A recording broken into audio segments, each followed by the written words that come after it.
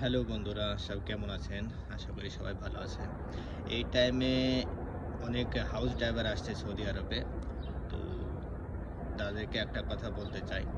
তো এই কথা বলার আগে আমি একটা আপনাদের রিকোয়েস্ট করতে চাই, আমার ইউটিউব চ্যানেলটা সাবস্ক্রাইব করে নেবেন।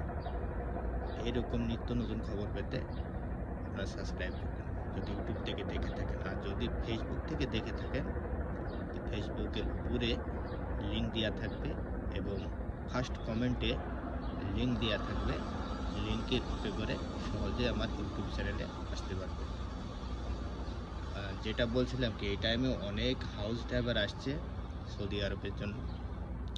তো যারা হাউস ড্রাইভারে আসছেন তাদেরকে আমি একটা কথা বলতে চাই যে অবশ্যই লাইসেন্সটা নিয়ে আসবেন।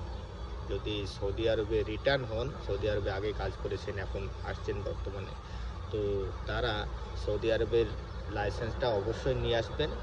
আর যদি সৌদি আরবে না কাজ করে দুবাই, কাতার, বাহরাইন এখানে কাজ করে থাকেন আগে, তো এখানকার লাইসেন্সটা নিয়ে আসবেন। আর যদি ওখানেও কাজ না করেন, ইন্ডিয়ার লাইসেন্সটা অবশ্যই নিয়ে আসবেন। যদি ইন্ডিয়াতে ড্রাইভিং করে থাকেন, তো ইন্ডিয়ার লাইসেন্সটা অবশ্যই নিয়ে আসবেন। কেননা এখানে লাইসেন্স তৈরি করতে ওটা অনেক গুরুত্বপূর্ণ, ঠিক আছে? অনেক বাধার সৃষ্টি করে যদি লাইসেন্স আপনার না থাকে, বহুত কষ্ট হয়। তো এই কষ্ট থেকে দূরে থাকার জন্য আপনি লাইসেন্সটা অবশ্যই নিয়ে আসবেন, ঠিক আছে? আপনি আসুন, অবশ্যই আসুন। হাউস ড্রাইভার খারাপ না, ভালো কাজ, ঠিক আছে? অনেক বাড়ি ভাগ্য, সবই ভাগ্য। তো বাড়ি ভালো, ঠিক আছে? এখন আর সেই যুগ নেই, ঠিক আছে? এখন অনেক ভালো বাড়ি সব। আসুন, হাউস ড্রাইভারে থাকুন, কাজ করুন, পয়সা পাঠান বাড়িতে। তো আপনাদের কাছে একটা রিকোয়েস্ট আছে, আপনারা সঙ্গে করে যেখানে কাজ করেছেন সেখানকার ড্রাইভিং লাইসেন্স অবশ্যই সাথে করে নিয়ে আসবেন। এতে এখানকার লাইসেন্স বানাতে লাইসেন্স অ্যাপ্লাই করার জন্য এই লাইসেন্সটা লাগে। লাইসেন্সের জেরক্স লাগে, লাইসেন্সটা ওরা দেখে, ঠিক আছে? তো এতে আপনার সহজেই এখানকার লাইসেন্স তৈরি করা যায়, ঠিক আছে?